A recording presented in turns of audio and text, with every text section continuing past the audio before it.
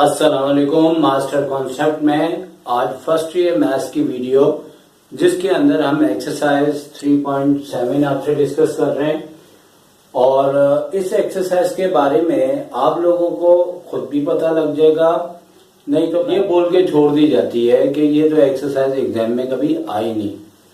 याद रखें कि हमारे बोर्ड के पेपर में तकरीबन 80% 30 ईयर की हिस्ट्री में जो आ चुका है उसी के चांसेस होते हैं, लेकिन 20% पेपर ऐसा होता है जिसमें वो क्वेश्चंस दिए जाते हैं जो कि पहले कभी ना आए हों। कोई भी बच्चा अगर बहुत अच्छा पढ़ता है, अगर वो 20 ईयर को सॉल्व करता है तो यकीनन जब अपना पेपर वो देखेगा तो उसे वो थोड़ा सा मुश्किल लगेगा। पूछे क्यों? इसलिए कि वो 20% क्वेश्चन उसको पहली बार नजर आ रहे होंगे, ठीक है। और बहुत से बच्चे वो क्वेश्चन देख के काफी घबरा जाते हैं, लेकिन मेरी इस बात पे याद रखें कि अगर आप उन क्वेश्चंस को देखें तो पहले से ज़हन में बैठाया करें पेपर को देखने से पहले कि कुछ क्वेश्चन ऐसे होंगे जो हमने पहली बार देखने और उसे ज्यादा देखेंगे तो पेपर अच्छा नहीं होगा। तो आप उन्हीं क्वेश्चंस की तरफ ज्यादा नजरें रखें जो आपको बहुत अच्छे आते हैं। जब पूरी तरह से पेपर आप पढ़ेंगे तो आपको इल्म हो जाएगा कि वो आप चॉइस के अंदर भी छोड़ सकते हैं। तो हम अब टाइम जाया किए बगैर, बल्कि जाया क्या किया आपको अच्छी बात बताई है, हम 3.7 के क्वेश्चन नंबर 1 के ऊपर आ जाते हैं। और ये क्वेश्चन हमने यहाँ पे लिखा हुआ है और इस एक्सरसाइज के शुरू के 7 क्वेश्चन एग्जाम में आने के चांसेस हैं। वो हमारी कोशिश है हम आपको सारे समझाएं, क्योंकि ये एक्सरसाइज आपको अक्सर नहीं करवाई जाएगी और आपको इस एक्सरसाइज में हमें मास्टर कॉन्सेप्ट को इल्म है कि ये आपके लिए पूरी करवानी पड़ेगी हमें, ताकि आप लोग हर क्वेश्चन को समझ सके। तो आइए पहला क्वेश्चन पढ़ते हैं हम। The sum of the square of a certain positive integers and 6 times the integers is 16. Determine the integers. अब ये हमने यहां से लेके यहां तक बड़ा शॉर्ट क्वेश्चन है, उसका बहुत शॉर्ट आंसर है, क्योंकि एग्जाम के अंदर जो क्वेश्चंस कभी नहीं आए होते और वो आते हैं तो शॉर्ट देते हैं, बहुत बड़े नहीं होते, लेकिन चूंकि बच्चे जब छोड़ के जाएंगे तो यकीनन उसमें प्रॉब्लम का शिकार हो जाएगा। इस क्वेश्चन में सबसे पहले नंबर 1 में सॉल्यूशन लिख के हमें लेट करना होगा, let the positive integers be x positive. तो इस क्वेश्चन में पॉजिटिव नेगेटिव का जिक्र किया जाएगा। तो याद रखें कि जब पॉजिटिव इंटीजर्स कहेंगे तो प्लस एक्स लेंगे, नेगेटिव इंटीजर्स कहेंगे तो नेगेटिव लेना है। उसके बाद अकॉर्डिंग टू द क्वेश्चन का मतलब है कि जो बात उन्होंने कही है उसके मुताबिक हमें आगे कैसे करना है। ये वर्ड मेरा फेवरेट वर्ड है, क्योंकि इसमें ये होता है कि हमने पूरा क्वेश्चन पढ़ा और पढ़ने के बाद जो हमें समझ आया उसकी तहत जो हमने करना वो है। अब जैसे कि उन्होंने कहा कि एक हमारे पास इंटीजर्स है, उसका स्क्वायर करते हुए उसमें 6 टाइम हमें नंबर को ऐड करना है और उसका यानी कि सम है, और वो जो इक्वल है वो 16 के है। तो पूरा क्वेश्चन पढ़ने के बाद आपके पास ये वाली कंडीशंस आ जाएगी कि x square plus 6x is equal to 16। ठीक है। अब मैं अगर आपको सही बात बताऊं ना, तो मैट्रिक में भी आपने फैक्टराइजेशन पढ़ी है, आगे तो कोई प्रॉब्लम ही नहीं है। लेकिन अगर आप स्टेप बाय स्टेप देखें तो 16 को यहाँ लाके हमने मिडिल टर्म ब्रेक करने की कोशिश करनी है। अगर ना हो तो डायरेक्ट क्वाड्रेटिक फॉर्मूला। तो यहाँ पे हमने इसकी मिडिल टर्म ब्रेक की है, प्लस का 8x माइनस का 2x, और इन दोनों में से x कॉमन लिया है और यहां से हमने माइनस का 2 कॉमन लिया है। दोनों ब्रैकेट हमारे सेम है और दोनों ब्रैकेट प्रोडक्ट फॉर्म में आने के बाद हमने दोनों को 0 के इक्वल लिया। यहां से x हमारे पास नेगेटिव 8 आ गया, वहां से x हमारे पास +2 आया। अब जब वो बोलेंगे कि आपने डिटरमाइन करना है जो इंटीजर्स है वो पॉजिटिव इंटीजर्स है, तो सिंपल ये होगा कि एक आंसर हमारे पास नेगेटिव आ रहा है, दूसरा पॉजिटिव आ रहा है, तो हमारा आंसर पॉजिटिव वाला होगा। लेकिन इन केस अगर दोनों पॉजिटिव होते हैं दोनों आंसर होते हैं, लेकिन अभी आपके पास एक पॉजिटिव है एक नेगेटिव है, तो हम कहेंगे कि पॉजिटिव इंटीजर्स +2, ये हमारा आंसर हो जाएगा। इस तरीके से हमने पहला क्वेश्चन कंप्लीट कर लिया। अब हम आपको सेकंड क्वेश्चन दिखाएंगे।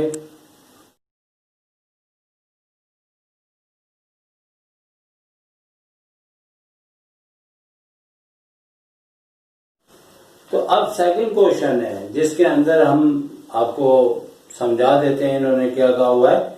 इन्होंने कहा हुआ है the product of a certain negative number less 1 and 3 times this number less 2 is 40, determine the number। तो ये आपके सामने ये पूरा का पूरा क्वेश्चन हमने सॉल्व किया हुआ है।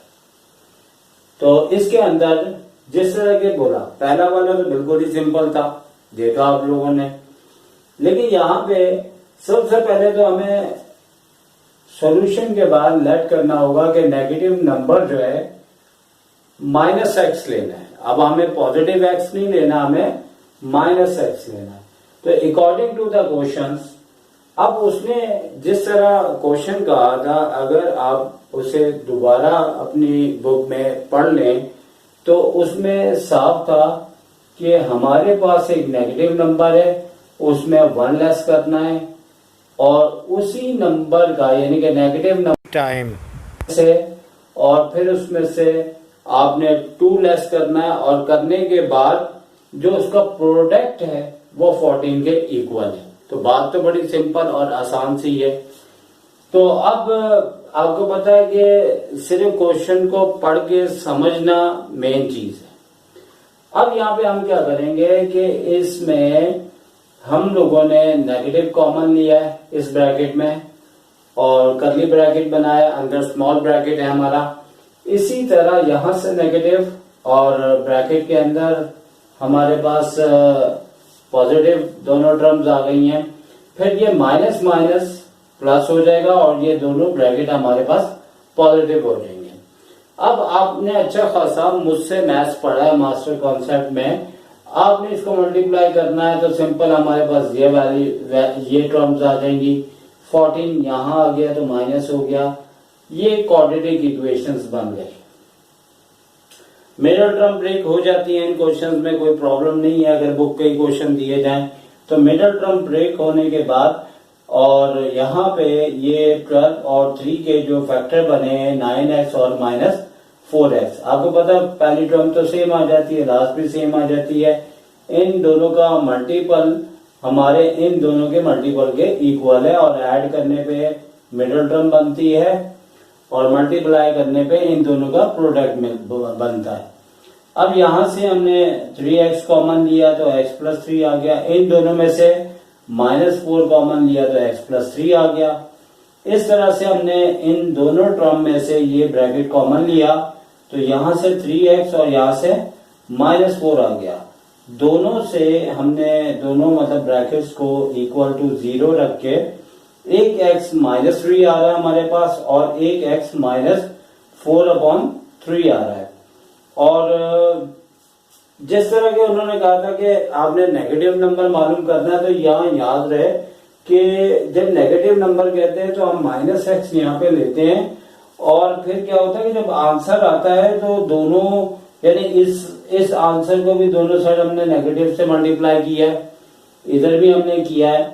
तो हुआ ये कि जो माइनस था वो प्लस हो गया, जो प्लस था वो माइनस हो गया, लेकिन हमारा जो आंसर है वो ये वाला कहलाएगा जो कि अगर आपको पढ़ने में दिक्कत हो रही है तो ये लिखा है -x = -4/3। तो लिहाजा रिक्वायर्ड नंबर हमारे पास -4/3 आएगा और ये आंसर होगा। इस तरीके से हमारा सेकंड क्वेश्चन कंप्लीट हो गया।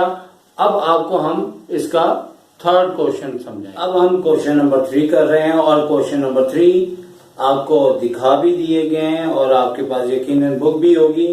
तो क्वेश्चन नंबर 3 कुछ इस तरीके से है कि यहाँ लिखा हुआ है each of the 3 consecutive integers is squared.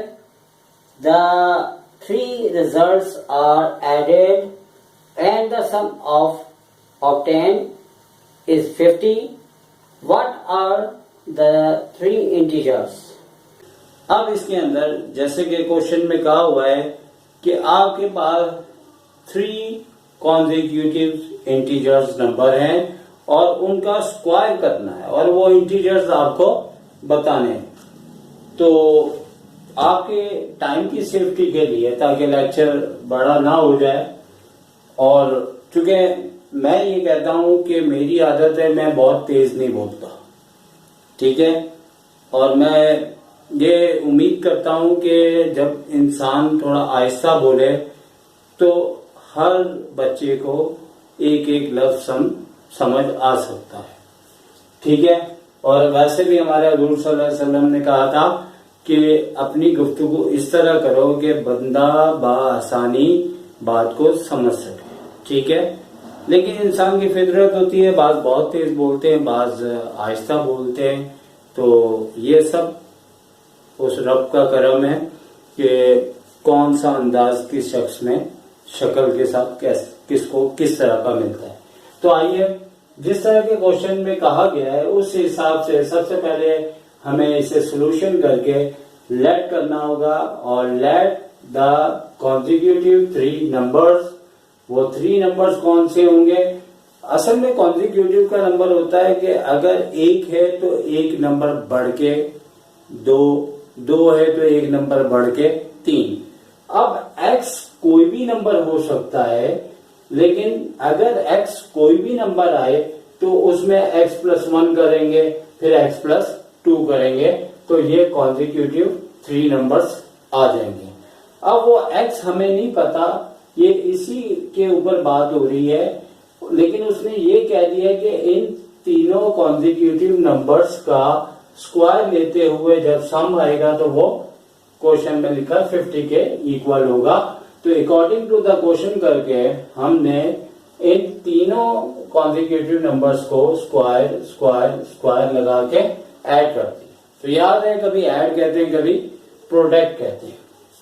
अब उसके बाद हमने थोड़ा सा ऐसा काम किया है कि यहाँ पे स्क्वायर सेम आ गया, यहाँ फॉर्मूला लगने के बाद, यहाँ लगने के बाद, ये टर्म राइट से लेफ्ट आने के बाद क्वाड्रेटिक इक्वेशन बन जाती है। थोड़ा सा काम है जो आपने करना, ठीक है। फिर मिडिल टर्म ब्रेक हुई, ये बार बार ही ये बात आ रही है क्योंकि ये इसी चीज पे चैप्टर है। मिडिल के बाद अब हम बात जरा तेज करेंगे कि यहां से हमने कॉमन लिया, यहां से -3 तो ब्रैकेट सेम आ गए, और यहां से x डायरेक्ट -5 आ गया और यहां से x 3 आ गया।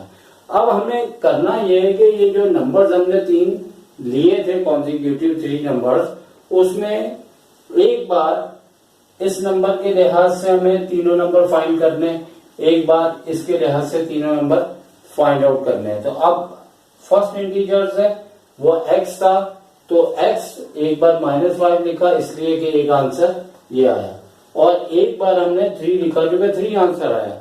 अब बड़ी सिंपल सी बात है कि सेकंड ये है इंटीजर्स नंबर x प्लस 1। तो हमने क्या किया कि जो x का आंसर आया था उसमें +1 करेंगे, तो -5 में से जब एक +1 करेंगे तो -4 आ जाएगा।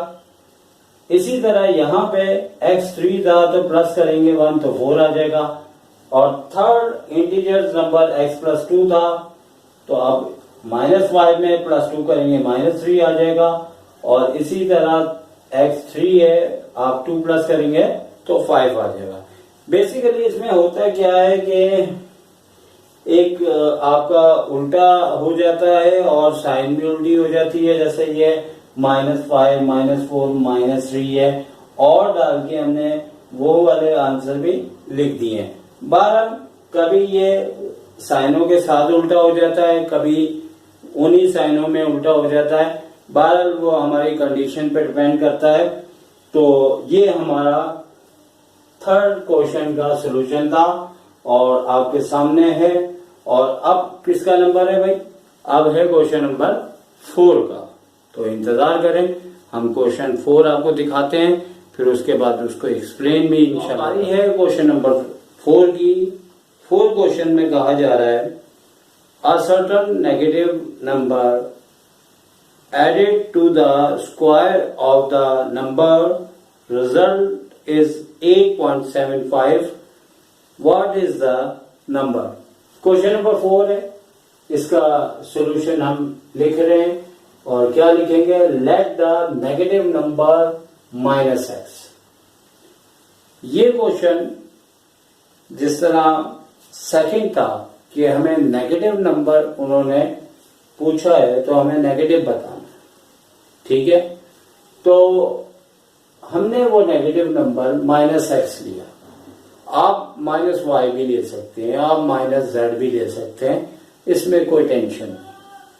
तो माइनस एक्स लेने के बाद अकॉर्डिंग टू द क्वेश्चन, हमने जिस तरह के क्वेश्चन में कहा हुआ था कि एक नंबर है, अगर उसका हम स्क्वायर करें और उसमें हम वो नंबर एक सब्ट्रैक्ट करें तो हमारे पास उसका जो आंसर है वो इक्वल है, वो 8.75 आता है। अब इस क्वेश्चन में ना यहां तक आने के बाद सिर्फ एक इशू आता है कि यहाँ पे ये पॉइंट में दिया हुआ है और यकीनन अगर पॉइंट के अंदर सिलसिला हम आगे बढ़ाएं तो हमें क्वाड्रेटिक फॉर्मूला लगाना पड़ेगा। क्वाड्रेटिक फॉर्मूला अच्छा खासा बड़ा होता है और मेरे एक्सपीरियंस की बात है कि जब आप क्वाड्रेटिक फॉर्मूला लगाते हैं तो 100 में से तकरीबन, मैट्रिक में तो खैर बहुत, फर्स्ट ईयर में भी कम से कम 12-13 बच्चे ऐसे होते हैं जो मिस्टेक कर जाते हैं। बता दूं वो मिस्टेक? अभी ये हमने क्या लिया है? एक्स। अगर हमने इसे वाई जेड पी क्यू लिया होता तो क्वाड्रेटिक फॉर्मूले में बताएं क्या आता है? X is equal to minus b, आगे बात नहीं करता। ये जो एक्स है आप उसे एक्स ही रहने देते हो और जबकि आपने लेट किया होता है पी वाई, तो गड़बड़ तो हो गई ना। तो बहरहाल कोशिश की जाए कि हम इसे मिडिल टर्म ब्रेकिंग से कर लें। तो मैंने क्या, क्वाड्रेटिक फॉर्मूले से बचने के लिए, फैक्टराइजेशन से करने के लिहाज से हमने सिलसिला कुछ इस तरह किया कि ये जो पॉइंट है, आपको मालूम है अगर पॉइंट के बाद 2 नंबर हो तो अपॉन में 1 तो होता है, साथ में 2 जीरो लगा दिए जाते हैं। फिर हमने इसकी कटिंग की है, जितनी हो सकती थी, जिसमें पॉइंट में ना आए वरना दोबारा आ जाता, तो ये 35/4 आया। 4 क्रॉस मल्टीप्लाई हुआ, 4x स्क्वायर माइनस का 4x आया, 35 राइट से लेफ्ट पे आ गया।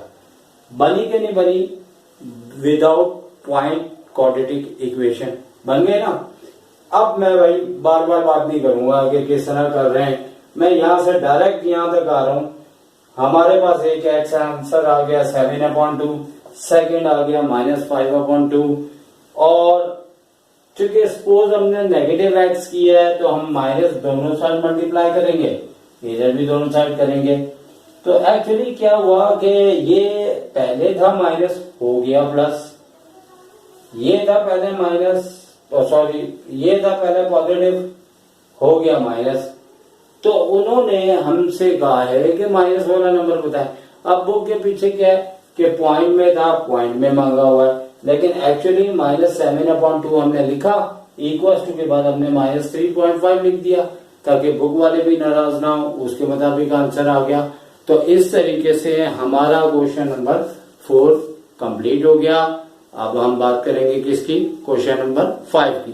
चूंकि ये एक्सरसाइज छोड़ दी जाती है और मैं आपको इसके मैक्सिमम क्वेश्चंस करवा रहा हूँ, ज्यादा से ज्यादा करवा रहा हूँ, ताकि अगर आप प्रॉब्लम के शिकार हैं तो आप मास्टर कॉन्सेप्ट में इस एक्सरसाइज को सीखें। तो चलते हैं क्वेश्चन नंबर 5 की। तो क्वेश्चन नंबर 5 में इन्होंने क्या बोला है? क्वेश्चन नंबर 5 में कहते हैं the area of the circle is 484 square centimetre. Compute the length of the diameter of the circle.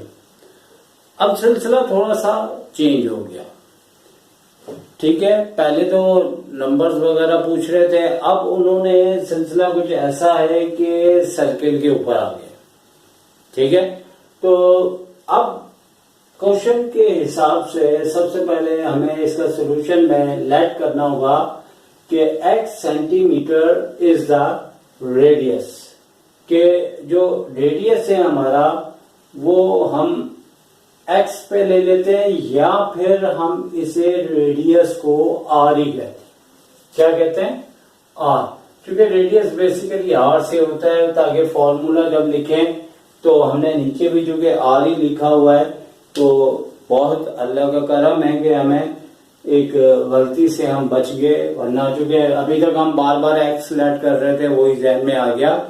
तो यहाँ पे लेट हमें r centimetre is the radius of the circle करना है।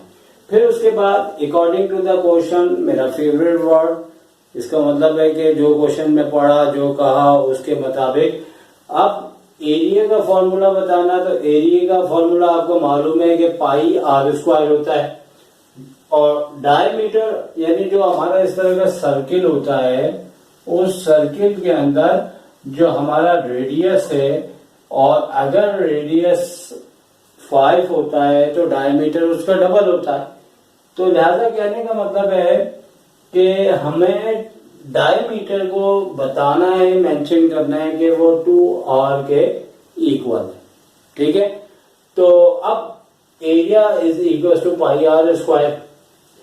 तो अब उन्होंने एरिया की वैल्यू हमें दी हुई है 484 यूनिट। फिलहाल नहीं लगाएंगे, ड्यूरिंग द प्रोसेस जब हम क्वेश्चन को सिंप्लीफाई करते हैं या सॉल्व करते हैं तो उस टाइम हम यूनिट नहीं लगाते। तो पाई की वैल्यू आपको पता है, आप साइड पे लिख सकते हैं कि पाई हमारे पास 22/7 होती है।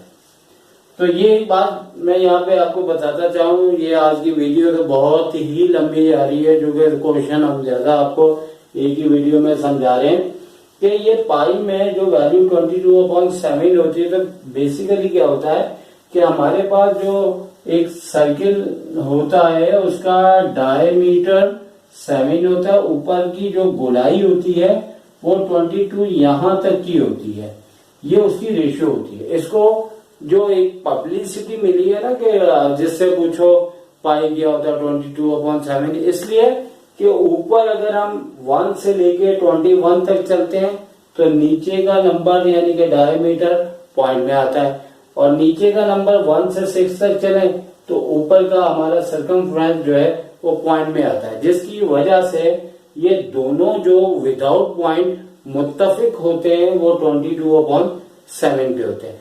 बेसिकली इसकी वैल्यू पॉइंट्स में आती है 3.14 गालिबन। तो ठीक है, तो ये वैल्यूज आती है। इसका मतलब होता है कि जब आपका डायमीटर 1 यूनिट का हो तो इसकी ऊपर की जो हमारी सर्कमफ्रेंस है वो 3.1 होगा, 14 होगा। तो इसका मतलब है सर्किल बेसिकली जो है ना, जब अपना साइज बढ़ाता है तो वो उसका जो कांस्टेंट है 3.14 सर्कमफ्रेंस, वो उसी हिसाब से बढ़ता है। कभी हम ट्रेन का सफर करेंगे तो आपको बहुत कुछ बताएंगे कि गाड़ी की स्पीड कैसे पता लगती है, और उसके अलावा एक टायर कराची से लेके लाहौर तक, यानी मतलब जो ट्रेन का टायर होता है वो कितना जो है वो रेवोल्यूशन लगाता है, ये सारा फर्स्ट ईयर के मैथ्स के अंदर मौजूद है 9 चैप्टर के अंदर। तो कभी हमने ऐसा किया तो थोड़ा सा चेंज वीडियो हम बनाएंगे और इंशाल्लाह बताएंगे कि जो हम मैथ्स पढ़ते हैं वो हमारी लाइफ के अंदर किस किस तरह से काम आ सकता है। बहरहाल अभी यहाँ पे बात हो रही थी इसके ऊपर, और हम कहाँ तक पहुंचे थे, यहाँ तक पहुंचे थे, ठीक है। अब हमने सिंपल क्या किया कि राइट की वैल्यू लेफ्ट पे कर दी, लेफ्ट की राइट पे कर दी, और जो 7 यहाँ पे डिवाइड हो रहा था वो मल्टीप्लाई हो गया, और जो मल्टीप्लाई हो रहा था वो डिवाइड हो गया, और डिवाइड होने के बाद 154 हमारे पास रेडियस का स्क्वायर आ गया। अब उसके बाद हम जब स्क्वायर रूट दोनों साइड लेते हैं, तो मैंने अपनी कॉन्सेप्ट की वीडियो पे कहा था कि जब भी हम स्क्वायर रूट लेते हैं तो यहाँ प्लस माइनस की साइन लगाई जाती है।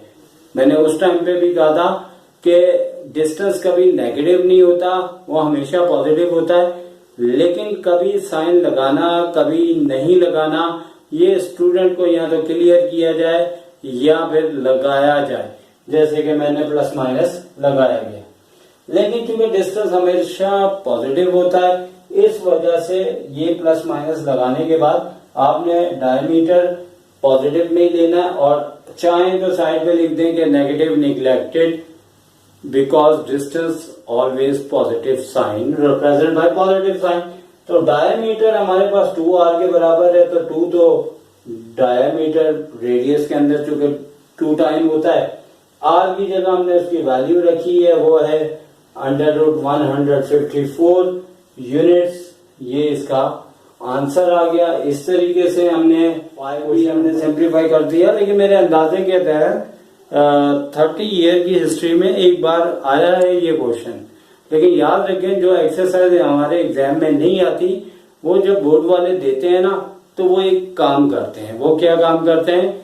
वो ये काम करते हैं कि और लगा के 2 क्वेश्चन दे देते हैं, और ये आपको वार्निंग देते हैं आइंदा कभी भी हम ये आपके लिए एक्सरसाइज अलग से देंगे और आपको करना पड़ेगा, कोई चॉइस नहीं होगी। लिहाजा छोड़िएगा नहीं, क्योंकि मैट्रिक की तरह इंटर नहीं है। इंटर के अंदर बच्चे कहते हैं पेपर बड़ा आसान था, वजह क्या है? नॉर्मल रूटीन पे आ जाता है। पेपर जब टफ आता है, मुश्किल आता है, तो क्यों आता है? इसी वजह से आता है कि क्वेश्चंस वो दे देते हैं जो कभी आए नहीं होते।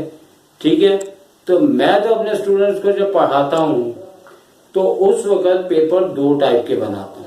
एक वो क्वेश्चन जो बहुत ज्यादा आते हैं, और एक वो क्वेश्चन जो कभी नहीं आते, ताकि अगर वो आ जाएं तो उन्हें देखे वाले लगे। याद रखें, टेस्ट के अंदर जो क्वेश्चन दे दिया जाता है वो इंसान के जहन में इतनी जल्दी से नहीं जाता। आने वाली वीडियोस के अंदर कुछ ऐसी मैथ से हट के टिप्स बताऊंगा जो पढ़ने के अंदर पोजीशन होल्डर बच्चे वो काम करते हैं। इसके लिए आप वीडियोस देखें, कुछ अपने कमेंट्स वगैरह कीजिए। अब हम चलते हैं, अब हम क्वेश्चन नंबर 6 के ऊपर बात कर रहे हैं, और 5 क्वेश्चन से सिलसिला थोड़ा सा चेंज हो चुका है। सर्किल, स्क्वायर, इसके ऊपर बात कर रहे हैं, ठीक है ना। तो अब क्वेश्चन नंबर 6 के अंदर उन्होंने क्वेश्चन जो बोला है वो ये कहा है कि area of a square is numerically less than twice its diagonal by 2, find its perimeter. तो आप लोग अपनी बुक में भी क्वेश्चन पढ़ सकते हैं, मैंने अपने लिए भी पढ़ा, आप लोगों के लिए भी पढ़ा। तो अब सबसे पहले हम यहाँ पे 6 के अंदर सॉल्यूशन इसका लेट करेंगे x unit be the side of the square. अब हमें पता है कि स्क्वायर की जो शेप होती है ना, वो चारों साइड इसकी इक्वल और चारों इसके एंगल 90 डिग्रीज के होते हैं। अब यहाँ पे सिलसिला ये है कि हमें सबसे पहले कहना होगा कि एरिया ऑफ द स्क्वायर जो होता है वो एक्स स्क्वायर होता है। बेसिकली ये अगर लेंथ और इसे ब्रेथ कहा जाए तो एरिया हमेशा लेंथ इनटू ब्रेथ होता है, लेकिन क्योंकि इसकी आपकी लेंथ और ब्रेथ दोनों एक्स से ली हुई है, क्योंकि स्क्वायर की 4 साइड इक्वल है, एक जैसी होती है, तो इसलिए वो x मल्टीप्लाई x करके वो एक्स स्क्वायर हो जाएगा। इसके बाद जब ये मैंने सोल्यूशन बनाया तो मैं एक लाइन लिखना भूल गया जो मैंने यहाँ नोट की है। तो वी कंसीडर ट्राइंगल एबीसी आपने लिखना होगा इसके बीच में, ओके। तो वो इसलिए कि देखिए ये हमारे पास बेसिकली स्क्वायर है, तो इसके अंदर A B C right angle triangle बनती है, क्योंकि हमने यूज करना है इसमें पैथागोरस थ्योरम। तो पैथागोरस थ्योरम के अंदर जो है वो हमें ट्राइंगल, राइट एंगल ट्राइंगल को लेना होता है। तो अब मकसद ये है कि उसने हमसे इसका पेरीमीटर पूछा हुआ। पेरीमीटर क्या कहते हैं? इसकी चारों साइडों की लेंथ के टोटल को। जरा यहां नजर लगा देख ले, perimeter x plus x plus x plus x, यानी कि इन चारों लेंथ का टोटल। यकीनन x तो सबका सेम आएगा और वही हमें 4 टाइम मल्टीप्लाई कर दें या 4 टाइम ऐड कर दें। तो आते हैं, we consider triangle ABC. Pythagoras theorem हमने लिया है, हाइपोटेन्यूज हमारा 90 डिग्री के सामने वाला होता है, ठीक है। तो 90 डिग्री के सामने वाला जो है वो हाइपोटेन्यूज होता है, जिसे हम D से रिप्रेजेंट कर रहे हैं। बेसिकली ये डायगोनल होता है जो हमारी 4 वर्टेक्स के अंदर हमारी ये जो लाइन जा रही होती है, जो कि डायगोनल्स कहलाती है, ठीक है। ट्राइंगल के अंदर कभी भी नहीं बनता, 4 वर्टेक्स के अंदर डायगोनल्स आता है। ऑल्टरनेट मतलब एक एंगल एक साइड एक एंगल छोड़ के सेकंड एंगल, यानी इन दोनों की जो लेंथ है वो डायगोनल्स कहलाती है। इसी तरह ये भी डायगोनल्स कहलाएगा, ठीक है। ये डायगोनल्स नहीं हो सकता, इसीलिए मैंने कहा 1 एंगल एंड 1 एंगल मिसिंग, और ये आपका 3rd एंगल हम लेंगे और इसकी जो लेंथ है वो डायगोनल्स कहलाती है। अब हमें डायगोनल्स का भी बता दिए जो कि हाइपोटेन्यूज है, तो हाइपोटेन्यूज की लोकेशन पे D है और हमारे पास परपेंडिकुलर ये भी हो सकता है, ये भी हो सकता है, दोनों हो सकते हैं। तो हमने परपेंडिकुलर पे भी x रखा, बेस पे भी x रखा, दोनों का स्क्वायर हुआ, दोनों ऐड हो गए, 2x स्क्वायर हो गया, दोनों का हमने स्क्वायर रूट लिया, फिर मैंने प्लस माइनस की साइन लगाई। लेकिन आगे मैंने थोड़ा टाइम बचाने के लिए प्लस डायरेक्ट लिख दिया और आपको बता चुका हूं कि कभी भी लेंथ, एरिया, वॉल्यूम नेगेटिव नहीं आता। पॉजिटिव में हमने लिया, यूनिट लिया, फिर हमारे पास आ चुका है। अब according to the question, basically यहां से क्वाड्रेटिक इक्वेशन यूज हुई है। अब उन्होंने क्वेश्चंस के अंदर जैसे कि कहा था, अब एक्स स्क्वायर जो कि एरिया का स्क्वायर है, उसने कहा था उसमें अगर हम 2 नंबर ऐड करें तो वो हमारे पास जो है वो डायगोनल्स के ट्वाइस के बराबर आ जाएगा। क्योंकि डायगोनल्स की लेंथ तो है आपके पास √2x, तो ट्वाइस उसका क्या होता है कि उसको अगर हम 2 से मल्टीप्लाई कर दें, तो हम इसको 2 से मल्टीप्लाई करेंगे तो ट्वाइस हो जाएगा। तो लिहाजा एरिया के स्क्वायर में +2 ऐड करते हुए वो इक्वल है ट्वाइस द डायगोनल। तो अब उसके बाद हमने इसको राइट से लेफ्ट लिया, तो यहाँ पे चूंकि वीडियो बहुत बड़ी होती जा रही है तो हमने लिखा है चूंकि रूट के अंदर मिडल टर्म हो तो भाई मिडल टर्म ब्रेक नहीं हो सकती, तो हमने यहाँ पे क्वाड्रेटिक फॉर्मूला लगाते हुए डायरेक्ट जो आंसर हमें लेना है जो आएगा वो आएगा x√2 यूनिट। अब चूंकि पेरीमीटर इसकी चारों साइडों की लेंथ को हम कहते हैं, तो हम क्या करते हैं कि हम जो है वो √2 हमारे पास आया है x का आंसर, और 4 टाइम जब ऐड होंगे तो वो 4x हो जाएंगे, और x की चूंकि वैल्यू √2 है तो 4√2 यूनिट्स आपका आंसर आ जाएगा। तो ये हमारी 6 वीडियो भी थी, ठीक है, सॉरी ये हमारा 6 क्वेश्चन भी था। तो ठीक है, लगातार मैं काफी देर से, क्योंकि मेरे इस रूम का एसी बिल्कुल काम नहीं कर रहा, गर्मी भी बहुत ज्यादा महसूस हो रही है, वो आपने देख ही लिया कि मैंने 6 वीडियो कह दिया, हालांकि 6 क्वेश्चन था। तो अब लास्ट क्वेश्चन है, हिम्मत करके वो भी आपको समझा देते हैं, लेकिन थोड़ी सी आपके भी फर्ज बनते हैं कि आप जरा वीडियोस को लाइक करें। कोई अगर कोई ऐसा प्रॉब्लम भी है तो जरूरी नहीं है आप तारीफ करें, कोई ऑब्जेक्शन करें, कुछ तो करें। जब हम आपके लिए इतना कुछ कर रहे हैं तो आप कम से कम हमारी हौसला अफजाई करें। अगर कोई प्रॉब्लम है तो मेरी आदत है कि मैं वो भी सुनूंगा, आपको मतलब जो भी बेहतर से बेहतर, क्योंकि बात सारी है, काम करने वाले एक से एक भी हैं, लेकिन जो मेरा सिस्टम है उसमें इंशाअल्लाह वक्त के साथ बेहतरी से बेहतरी लाने की कोशिश की जा रही है। Perimeter of a square is numerically greater than it's area bye 4, find its diagonal. तो इस क्वेश्चन में जो उन्होंने बात कही है वो ये कही है कि जैसे कि हम इससे पहले क्वेश्चन नंबर 6 था, तो बिल्कुल उसी तरह का ये क्वेश्चन है। और क्वेश्चन नंबर 7 में हम सोल्यूशन में let x unit be the side of the square, मतलब ये स्क्वायर है, इसकी साइड को एक्स हम कह रहे हैं। और उसके बाद क्वेश्चन के मुताबिक जो चेंजिंग है या थोड़ी एक्स्ट्रा बातें, एक तो एरिया ऑफ द स्क्वायर हमें बताना है, चूंकि लेंथ इनटू ब्रेथ मल्टीप्लाई करें तो एरिया आता है, क्योंकि लेंथ और ब्रेथ दोनों एक्स है, स्क्वायर की चारों साइडें इक्वल होती हैं, तो यहाँ पे x into x x square है। और पेरीमीटर बेसिकली 4 साइड का सम होता है, ठीक है, इसे 4x लिखेंगे। उसके बाद पहले आपने इधर आना है, अकॉर्डिंग टू द क्वेश्चन हमें जो उन्होंने बात कही है उनकी बात के तहत 4x यानी कि पेरीमीटर इक्वल है स्क्वायर के एरिया में +4 करें तो दोनों इक्वल है।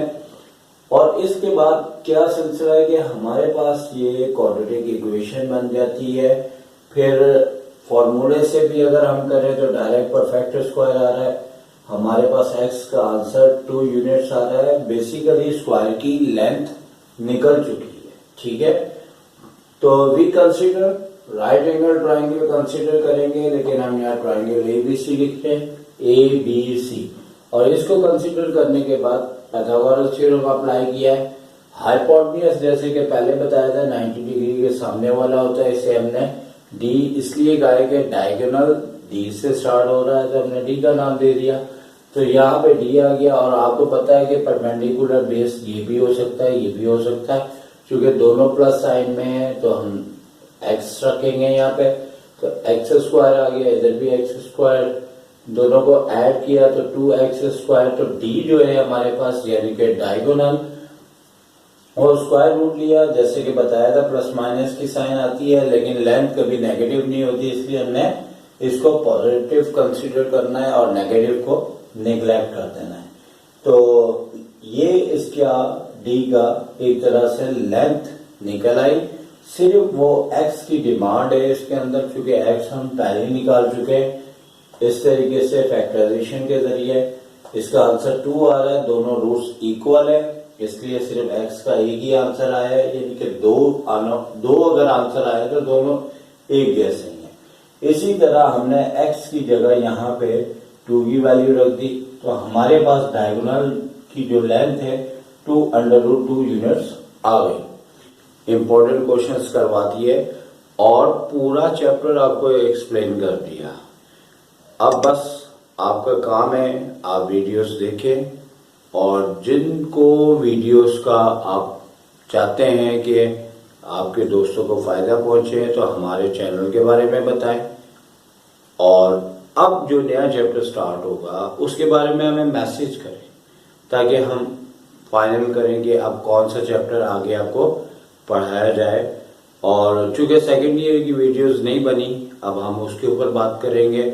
और मैट्रिक के स्टूडेंट्स का मैसेज आ रहा है, अस्मा खान भी हमसे कह रही हैं कि आप जो है वो सेट के ऊपर वीडियोस बनाएं, तो हमने उनको भी कहा है कि हम जो है आपकी वीडियो बनाएंगे। और हम वो वीडियो सेकेंड ईयर की जब हमारी चलेंगी वीडियोस, उसके साथ साथ हम आपको सेट के ऊपर मैट्रिक क्लास की भी वीडियो आपको बना के भेजेंगे, ठीक है।